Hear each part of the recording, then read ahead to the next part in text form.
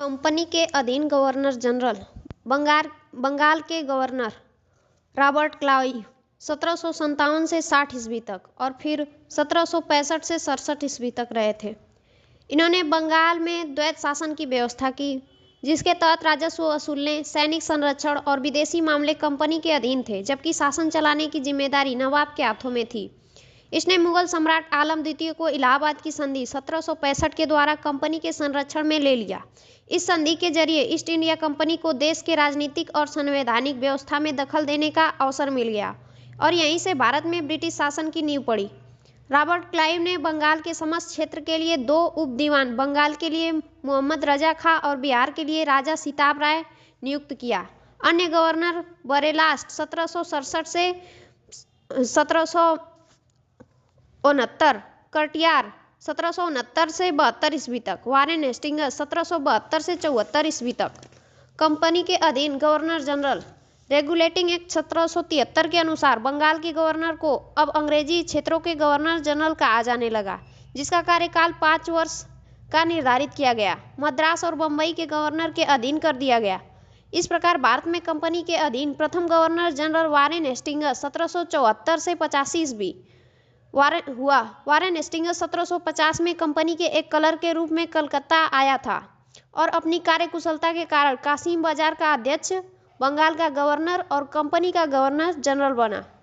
Warren Hastings 1774 से 85 ईस्वी तक इसने राजकीय कोषागार को मुर्शिदाबाद से हटाकर कलकत्ता लाया।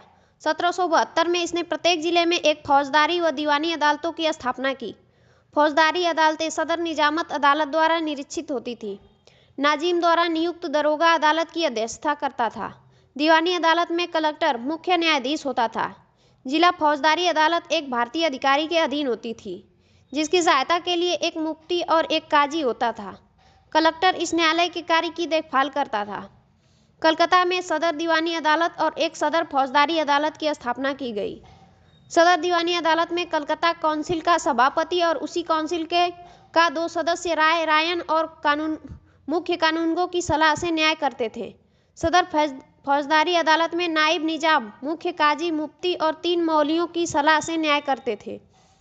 जिले की दीवानी और फौजदारी अदालतों के मुकदमे अंतिम निर्णय के लिए सदर अदालतों में भेजे जाते थे।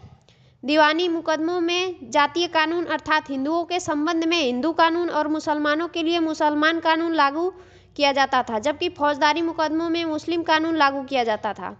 1772 में कोर्ट ऑफ हेस्टिंग्स ने द्वैत प्रणाली को समाप्त करने तथा कंपनी को बंगाल, बिहार तथा उड़ीसा प्रांत की शासन व्यवस्था का उत्तरदायित्व संभालने का आदेश दिया। वारेन हेस्टिंग्स ने दोनों उपदीवानों मोहम्मद रजा खां तथा राजा सिताब राय को पद से हटा दिया गया।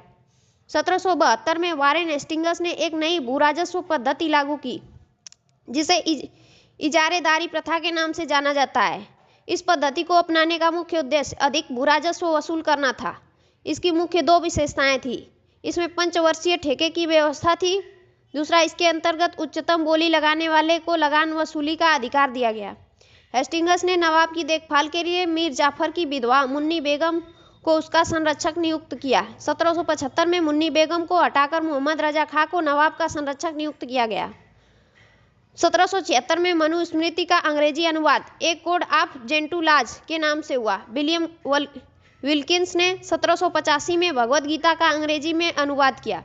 1789 में अभिज्ञान शाकुंतलम नामक नाटक का अंग्रेजी में अनुवाद किया गया।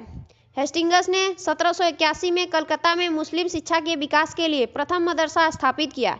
इसी के समय 1782 ईस्वी में जोनाथन डंकन ने बनारस में संस्कृत विश्वविद्यालय की तथा सर विलियम जोन्स ने 1784 में the Asiatic Society of Bengal की स्थापना की। 1804 में बम्बई में एशियाटिक सोसाइटी और 1823 में लंदन में Asiatic Society of great Britain की स्थापना हुई। इसने मुगल सम्राट को मिलाने वाला 26 लाख रुपए की वार्षिक पेंशन बंद करवा दी। इसी के समय 1780 में भारत का पहला समाचार पत्र द बंगाल गजट का प्रकाशन जेम्स ऑगस्टस हिक्की ने किया था। इसी के समय रेगुलेटिंग एक्ट के तहत 1774 में कलकत्ता में एक उच्चतम न्यायालय की स्थापना की गई। इसका अधिकार क्षेत्र कलकत्ता तक था। कलकत्ता के बाहर का मुकदमा तभी सुना जाता था जब दोनों पक्ष सहमत हो। इस न्यायालय में अंग्रेजी कानून लागू होता था। इसका मुख्य न्यायाधीश एलिजा इम्पे था, जिसे 1782 में इस्तीफा देना पड़ा। हेस्टिंग्स ने बंगाली ब्राह्मण नंद कुमार पर झूठा आरोप लगाकर न्यायालय से फांसी की सजा दिलवा दी। प्रथम आंग्ल मराठा युद्ध 1775 से 1782 और द्वितीय आंग्ल मैसूर युद्ध 1780 से 1784 वारेन हेस्टिंग्स के समय में ही लड़े गए। प्रथम आंग्ल मराठा युद्ध सलबाई की संधि 1782 और द्वितीय आंग्ल मैसूर युद्ध मैंगलोर की संधि 1784 के द्वारा समाप्त हुए। Pitt's India act 1784 Warren Hastings के समय ही पारित हुआ। इसी काल में 1772 में बोर्ड ऑफ रेवेन्यू की स्थापना हुई। हेस्टिंग्स ने संपूर्ण लगान के हिसाब की देखभाल के लिए एक भारतीय अधिकारी राय रायन की नियुक्ति की। इस पद को प्राप्त करने वाला पहला भारतीय दुर्लभ राय का पुत्र राजा राजवल्लभ था।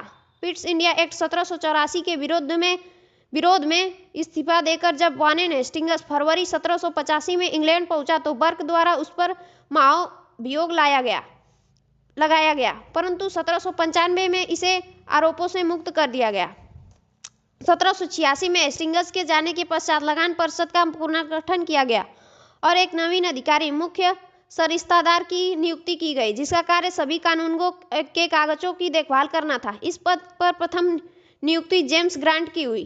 सुरक्षा प्रकोष्ठ की नीति ring fence policy Warren Hastings से संबंधित है।